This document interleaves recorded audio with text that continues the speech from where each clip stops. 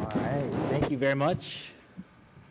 So, the title of my talk is Novel Designs from a Statistical Perspective. I don't have any relevant conflicts of interest or disclosures to declare. I'd like to acknowledge my postdoctoral mentors, Drs. David Allison and Julie Locker, both of whom were very important to my training, especially Dr. David Allison, who is really instrumental to thinking through and developing some of the designs that I'll be talking about today. So I've chosen 4 topics from a lot of potential topics that I could have selected. Sorry, my timer is not started over there, so I'm going to start it on myself over here. Are you going to time me? Yeah. Okay. So I could have selected a lot of different topics.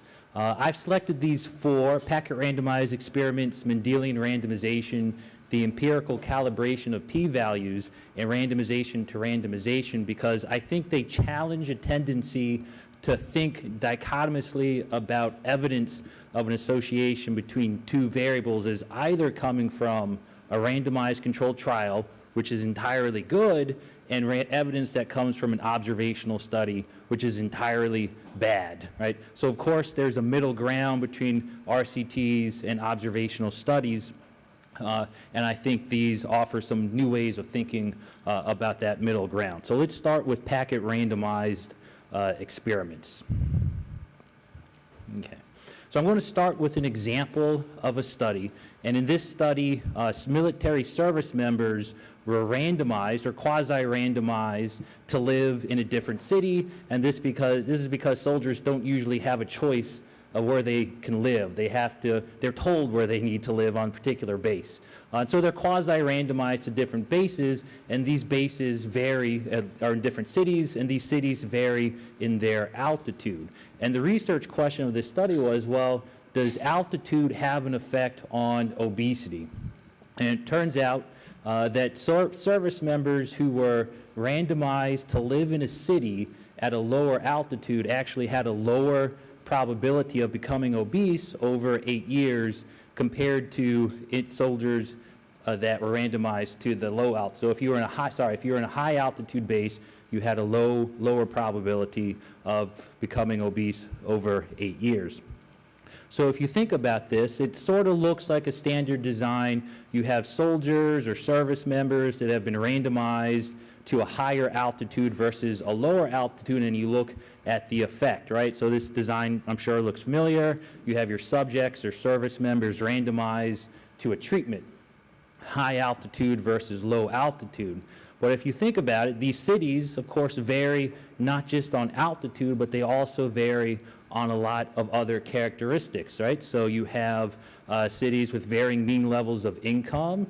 Cities have different kinds of restaurants, different outdoor options, all of which could potentially affect the BMI of the service members, right? So instead of a single treatment now, you have multiple treatments represented by these different colors, and that's why we call these packet randomized experiments. In essence, these service members are randomized to a packet of different kinds of treatments. So if you just sort of naively thought that their BMI was a function of the altitude of the city that they lived in, you would fail to take into account all these other individual characteristics, like perhaps individuals who like to ski or live outdoors, that tends to push them towards a higher altitude city. And so packet randomized experiments are a way to take into account these individual or subject level characteristics. Sort of what these little dots represent here, you can just think of these as service members with all different kinds of personalities and preferences and traits randomized to these cities of varying altitudes but other characteristics. So by randomizing service members to these different cities, we can be pretty confident that they're not choosing these cities because they like to ski or like to go outdoors. We cannot be confident, however, that there's not some other city level characteristic that is affecting their BMI other than altitude, represented by those different colors in the box. So while we were the first to sort of describe and systematically talk about packet randomized experiments, we're not actually the first to do them. There have been these kinds of studies in a number of different fields. Some of the interesting studies look at the effect of being randomized to a certain kind of roommate in college.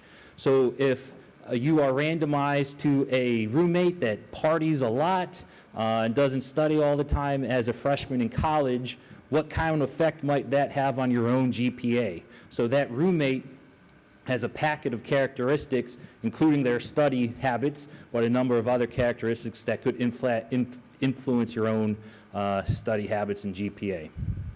All right. So packet randomized experiments are a design-based approach to causal inference. We're randomizing people to multiple treatments rather than a single treatment that eliminates these subject-level confounders, but it doesn't eliminate what we're calling these packet-level confounders. All right.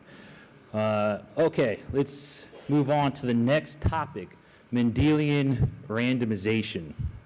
All right. So in brief, Mendelian randomization tries to take into account or take advantage of quasi-genetic, quasi-random genetic variation and to see whether that random genetic variation is associated with a health outcome of interest. For example, there is, in some cases, an association between having lower cholesterol and an increased risk of some kinds of cancer. Right?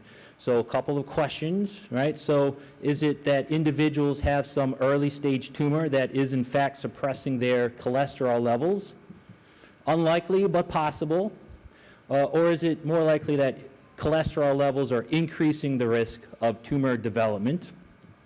A third possibility is some third factor like smoking affects both tumor, cancer risk, and your cholesterol levels. Right. So if you were to study this using just an ordinary randomized trial, you would say, all right, well, let's randomize individuals to having a high cholesterol or low cholesterol, and let's see what the risk of cancer is. So there are, of course, some obvious drawbacks to that proposal.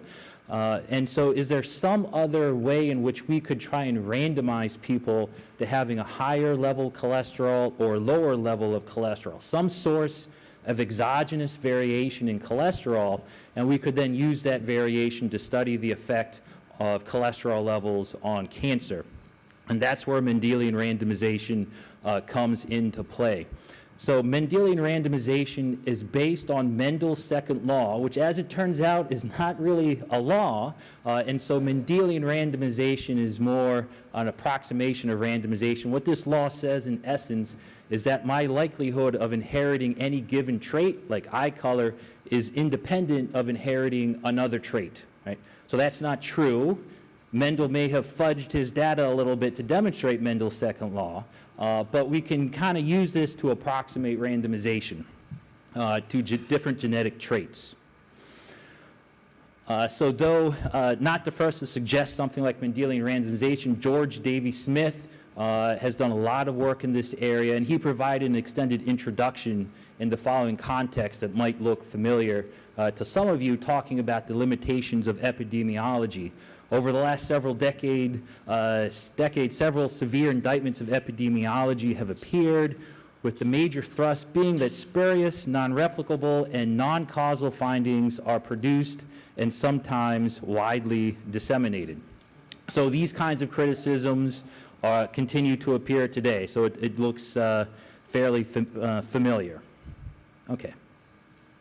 So Mendelian randomization, I'm sorry it's dropped off the chart there. Mendelian randomization has also taken off in terms of popularity with the increasing availability of genome-wide association studies. And these are studies that can take vast amounts of genetic data and identify an association between particular genes and a trait of interest. And then we can use these genes in a Mendelian randomization study. Right. Mendelian randomization has also taken off in terms of popularity as a number of epidemiological studies that originally found an association, like the effect of beta-carotene on lung cancer or the effect of vitamin E on coronary heart disease. Later on, those kinds of associations are not recreated in an experimental setting. Right. So epidemiologists have tried to find a more robust way to test these causal associations without having to do a randomized controlled trial. And so here's the heart of Mendelian randomization. You find a genetic variant that's known to affect something like beta-carotene or vitamin C, vitamin E metabolism, and then see if that genetic variant itself is associated with the health outcome of interest, with the idea being that the gene is affecting your levels of the biomarker, the risk that you're using, which in turn affects the health outcome of interest. All right, so let's walk through an example of what this might look like with alcohol and blood pressure. So observational studies suggest that there is an inverse relationship between alcohol intake and blood pressure. So you have consume a moderate amount of alcohol, lowers your blood pressure. That's a good thing. Maybe there are a number of reasons why we've taken this study and believed it. Right? But you can use variation in the ALDH2 genotype as an instrument. So this gene is associated with the production of alcohol dehydrogenase and the ability to metabolize alcohol. So some individuals with a more common genotype, ALDH11, they're able to metabolize alcohol fairly well. They don't have an adverse reaction to it. Right? And so in this particular sample, individuals with that genotype consumed on average about 25 grams of alcohol a day. However, there's another variant out there, ALDH22, which is associated with a reduced ability to metabolize alcohol, an impaired ability to produce alcohol dehydrogenase. Individuals with this variant is more common in the Asian population. When they consume alcohol, they have very serious reactions, flushing of the face, headaches, nausea, dizziness, so they tend to consume less alcohol. Right? And so, it's dropped off at the bottom there. And so if the ALDH22, it turns out individuals with the ALDH22 genotype tended to have a lower blood pressure compared to individuals that had the ALDH211 genotype. That is, the individuals that consume more alcohol. So why would that particular gene that's associated with an inability to produce alcohol dehydrogenase have anything to do with your blood pressure? Right? Probably doesn't. Right? And so that suggests that consuming more alcohol is indeed related to a higher blood pressure. Right? So if you are convinced that that particular genotype doesn't affect your risk of hypertension, but it does affect your alcohol intake, you have better evidence that alcohol intake is in fact positively associated with hypertension. That's the main thrust of Mendelian randomization. So to conclude on MR, it utilizes genetic variation as a source of exogenous variation, some biomarker of interest that itself is believed to have a causal effect on a health outcome. It doesn't quite have the strength of randomized controlled trials, in part because Mendel's second law is not inviolable. Okay. So the third topic I want to tell you a little bit about is not a design-based approach, but it's an analytic-based approach to try and better quantify the strength of evidence of a relationship between two things that comes from observational studies. And this is the empirical calibration of p-values. So Dr. Schumi and Dr. Madigan and others have been writing a lot about this frequently. They have this study out here, and the headline from this study again will probably look familiar to you. Right? So our experiment provides evidence that the majority of these observational studies conclude that there is statistical significance when in fact there's not statistical significance, something like half of the findings. So a pretty dire finding about the state of epidemiological literature, but perhaps we can do something about it. Right? So the empirical calibration of p-values begins with the idea that this difference between the true effect, the effect that we want to find, and the estimated effect is due to two sources of error. Random error, which is just the fact that we have a sample rather than a population, but also systematic error or some kind of bias that's inherent in our observational study design. So having larger and larger and larger data sets can help address random error, but they don't do anything to address systematic error, and in fact it might exacerbate it. Right? So evidence, the key idea behind the empirical calibration of p-values is that we can use evidence from negative controls as a way to detect the bias inherent in a study design. With negative controls being treatments that we don't believe have any effect on that outcome of interest. We hope not to observe an association between negative controls and the outcome of interest. And if we start seeing a number of negative controls do have an association with that outcome of interest, even though it shouldn't, that suggests there's some kind of systematic error going on in our study design. So for example, this is not coming from Madigan's group, but for example, there is a group of researchers interested in the relationship between having mononucleosis as a child and multiple sclerosis as an adult. And what they did was they included not only their independent variable of interest, having mononucleosis as a child. What they find is that it has an odds ratio of about 2.22, meaning that adults that reported having mononucleosis had an increased risk of multiple sclerosis as an adult. That's a decent sized odds ratio for an epidemiological study. It's statistically significant. But they also included a number of negative controls, including having a broken arm, having concussion, tonsillectomy. These should not have been associated, according to the authors, these should not have been associated with multiple sclerosis as an adult. And in fact, 2 or 3 of them are associated with multiple sclerosis as an adult. So they had an odd, this one was not significant, but this one had an odds ratio of 1.23. So in these kinds of models, a 1 indicates no association.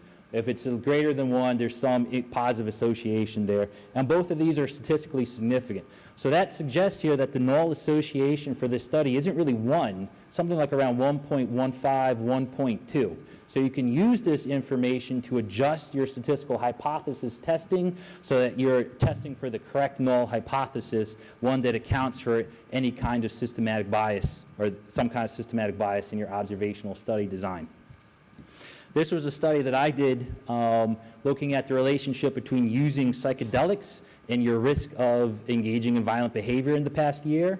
We did not do this to test negative controls, but the most convincing thing I found about doing this analysis was that, okay, individuals that reported using classic psychedelics had a much lower likelihood of engaging in violent behavior in the past year, and that is the opposite directional effect of every other kind of drug use. And so we didn't include these as negative controls, but that, so using cocaine, or I'm sorry, it was not, lifetime tranquilizer use, those are all associated with increased risk of violent behavior. Anyway, so this different directional effect to me is what's most convincing, not the actual absolute values of the association. So using results from these negative controls, it's possible to calibrate significance testing to take into account that the null association isn't 0. It may be some value slightly larger than 0. This is just a figure showing all negative controls.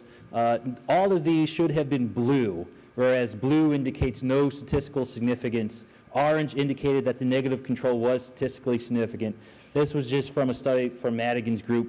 And so even though you would expect maybe 5% of negative controls or so to be statistically significant by chance, more than half are statistically significant, which indicates that there's a lot of inherent bias in these kinds of observational studies, and it's possible to calibrate the observational designs to account for that. Okay, so to conclude on empirical calibration of p-values, larger sample sizes are great for accounting for random variation. They don't do anything for systematic error in your study designs, but perhaps we can use negative controls in our studies to calibrate the biases inherent in the study design. All right. The final topic is randomization to randomization, and this is actually a modification of your standard randomized study design. All right. I'm going to begin with an example. So suppose that you moved to San Antonio, like my brother, and learned that you had a serious cedar allergy, which is apparently a thing in San Antonio, Texas, very bad reaction. So you go to the doctor seeking allergy medication, and the good news is that Dr. Chance has just the thing for you. He has a pill that's going to help solve your allergies. The problem is that there's only a 50-50 chance he prescribes you the real treatment, and you could also get the placebo. Right? And then you thank Dr. Chance for adhering to the standard protocol of a randomized controlled trial with equal assignment probabilities, right? So what this example illustrates is that, of course, I'm fairly confident that the medicine I'm taking, the food that I'm eating, is in fact the food and medicine that I think I'm taking, whereas in a randomized controlled trial, there's an element of uncertainty built into it, right? So that element of uncertainty is, of course, important. Blinded randomized controlled trials require participant uncertainty in order to isolate the treatment effect per se from the placebo effect. But that creates a problem because uncertainty is antithetical to our daily experiences of the food that we eat and the pills that we consume. Okay. It's also a problem if you look at some of the FDA regulations that require scientific demonstrations of the risks and benefits of the drug under the conditions stated in the labeling or under the conditions of use. So my own condition of use, when I take my turmeric supplement, for better or for not, is that I'm actually consuming turmeric, and I'm not slightly uncertain about what's in that pill, right? So the balanced placebo design is one way to try and tease apart the effects of a treatment in real-world use. For example, you tell people that they're getting a treatment, then you give them the treatment. You could also tell people they're getting the drug and then give them the placebo. So there's an element of deception inherent in this design, which is why there are some ethical concerns about it.